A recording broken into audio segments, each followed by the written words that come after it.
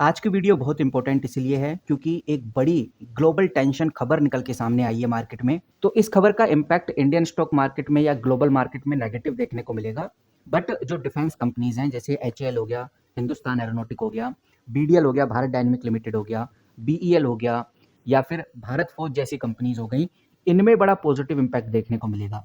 कहने का मतलब ये है कि इस खबर का जो इम्पैक्ट है पूरी दुनिया का जो डिफेंस सेक्टर है, इंडियन मार्केट का जो डिफेंस सेक्टर है उसमें अच्छा खासा देखने को मिलेगा, एक पॉजिटिव इम्पैक्ट देखने को मिलेगा।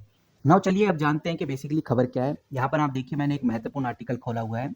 डेट अगर आप चेक करेंगे तो 6 फरवरी 2026 का ये आर्टिकल है और इस आर्टिकल में आपको यहाँ पर दो इंपॉर्टेंट लोगों की तस्वीरें देखने को मिलती हैं। एक हैं यूएस प्रेसिडेंट डोनाल्ड ट्रंप, दूसरे हैं रशियन प्रेसिडेंट व्लादिमीर पुतिन।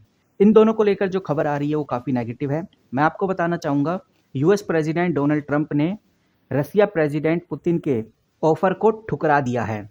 अब बेसिकली ये ऑफर क्या था? ऑफर बहुत साफ है। पुतिन का ये कहना था जो न्यू स्टार ट्रीटी है उसकी डेडलाइन को और आगे बढ़ाया जाए क्योंकि ये ट्रीटी अब ऑफिशियली एक्सपायर हो चुकी है। लेकिन ट्रंप ने इस ट्रीटी को आगे बढ़ाने से इनकार किया है और सोशल मीडिया पे पोस्ट करते हुए कहा है कि जो पुरानी ट्रीटी है उसको आगे बढ़ाने का कोई मतलब ही नहीं है, बिकॉज ये ट्रीटी बहुत पुरानी हो गई है और इस ट्रीटी को बहुत ज़्यादा नेगोशिएशन के बाद लाया गया था। उस टाइम भी रसिया इस ट्रीटी का उल्लंघन कर रहा था और ट्रंप ने भी बहुत पहले ये बोल दिया था कि अब हम मॉडर्न ट्रीटी तैयार करनी चाहिए। और ट्रंप ने कहा कि हमने बहुत पहले बोल दिया था कि मॉडर्न ट्रीटी इस बार साइन होगी। लेकिन पुतिन अपनी ओल्ड ट्रीटी को लेकर ही आगे एक्सटेंड करना चाहते हैं। लेकिन यहाँ पर एक बात तो समझ में आ गई कि ट्रीटी खत्म हो गई है। इसका मतलब साफ है कि अमेरिका और रसिया दोनों अपने न्यूक्लियर मिसाइल और वार हेड की संख्याओं को बढ़ा सकते हैं।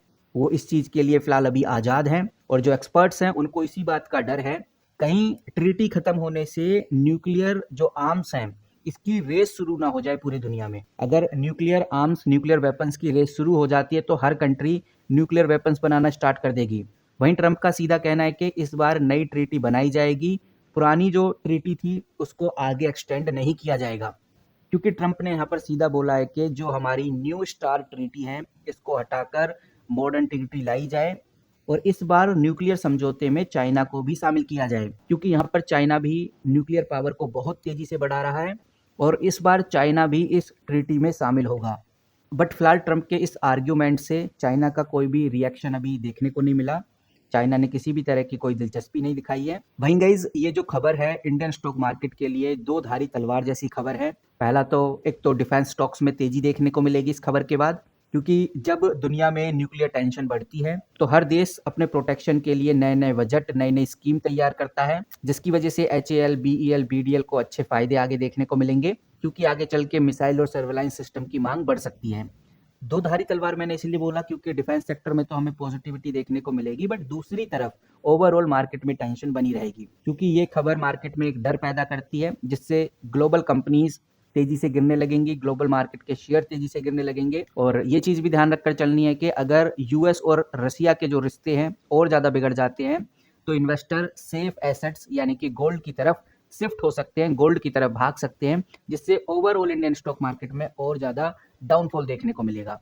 वहीं यहाँ पर हमें ये भी ध्यान रखकर चलना है, ये जो अपडेट आ रही है, ये खबर आ रही है, इसका इम्पैक्ट हमें मंडे को देखने को मिलेगा। लेकिन इस खबर को देखने के बाद बहुत सारे इन्वेस्टर्स को ये लग सकता है कि अब वर्ल्ड वॉर जैसी सिचुएशन क्रिएट हो रही है तो हो सकता है कि वर्ल्ड वॉर 3 शुरू हो जाए, लेकिन ऐसा होने वाला नहीं है बिकॉज ये एक डिप्लोमेटिक गेम है और ये चीज हमें ध्यान रखकर चलनी चाहिए। डिप्लोमेटिक गेम में ट्रंप न्यू स्टार ट्रीटी को खत्म करके रसिया और चाइना पर दबाव बनाना चाहते हैं ताकि वो अपनी शर्तों पे रसिया और चाइना नई डील साइन करे। फिलहाल अभी हम ये कह सकते हैं कि दुनिया बिना किसी न्यूक्लियर लिमिट के अभी रह रही है, इससे डिफेंस स्पेंडिंग बढ़ सकती है लेकिन मार्केट में काफ़ी ज़्यादा वोलेटिलिटी देखने को मिलेगी। तो हम कह सकते हैं कि ओवरऑल 6 फरवरी यानी कि आज मार्केट में दो बड़ी चीज़ें हुई। अब 2 दिन मार्केट क्लोज रहेगी सैटरडे और संडे की वजह से। दो बड़ी चीज़ में पहली बड़ी चीज़ थी आरबीआई का बड़ा फैसला, दूसरा ग्लोबल न्यूक्लियर टेंशन का डर।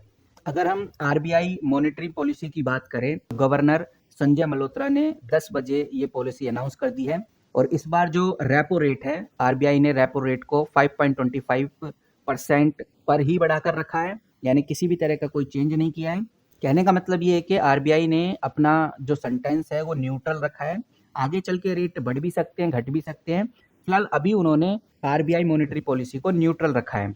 तो मैं आपको बताना चाहूँगा किसी भी तरह का कोई खास बदलाव नहीं हुआ। मार्केट जो रिएक्शन है उसमें कोई चेंज देखने को नहीं मिला, बिकॉज़ कोई बड़ा सरप्राइज़ आरबीआई की तरफ से देखने को नहीं मिला। इसलिए जो निफ्टी है थोड़ा ठंडा हमें देखने को मिल रहा है। लेकिन इसी के चलते हुए एक इम्पोर्टेंट अपडेट वायरल होती हुई नज़र आ रही है। 6 फरवरी का ये डेटा है, इसका इम्पैक्ट हमें मंडे के बाद देखने को मिलेगा। यहाँ पर आप नोटिस करेंगे तो आपको देखने को मिलेगा वीआरआर।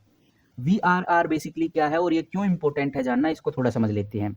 आरबीआई ने वीआरआर लिमिट को रिमूव कर दिया है। कहने का मतलब ये है कि आरबीआई ने वॉलंटरी रिटेंशन रूट से 2.5 लाख करोड़ की जो लिमिट है उसको हटा दिया है। इसका मतलब साफ है कि जो एफआईआईज हैं, जो विदेशी इन्वेस्टर्स हैं, वो इंडियन बॉन्ड्स में बिना किसी लिमिट के ज़्यादा पैसा डाल सकते हैं। और इससे बड़ा फ़ायदा मार्केट में ये होगा कि रुपीज़, इंडियन का रुपीज़ काफ़ी मजबूत हो सकता है, जो पूरे मार्केट के लिए काफ़ी अच्छी खबर है। तो गाइज़ इस अपडेट का इम्पैक्ट भी हमें तो गाइज़ इस अपडेट का तो गाइज़ ये जो अपडेट है इसका इम्पैक्ट भी हमें मंडे को ही देखने को मिलेगा। फिलहाल आज जो मार्केट है थोड़ा पॉज के मोड में है और ये जो डिफेंस कंपनी है, चाहे वो एचएएल हो, चाहे वो बीडीएल हो, बीईएल हो, भारत फौज हो या कोई और डिफेंस कंपनी हो, इन कंपनीज में बड़ी तेजी के लिए हमें इंतजार करना होगा 11 फरवरी से लेकर 12 फरवरी का, क्योंकि इसी टाइम पे इन्फ्लेशन डेटा आने वाला है और इन्फ्लेशन डेटा का इंतजार अब मार्केट कर रही है। तो अब देखते हैं कि भाई आगे हमें क्या सिनेरियो देखने को मिलता है। तो देखते हैं कि भाई मंडे को हमें क्या सिनेरियो देखने को मिलता है। फिलहाल इस वीडियो में इतना ही। जैसी कोई बड़ी खबर आती है वो मैं आपके साथ जरूर शेयर करूंगा। मिलते हैं किसी नई वीडियो के साथ, तब तक के लिए take care and good bye.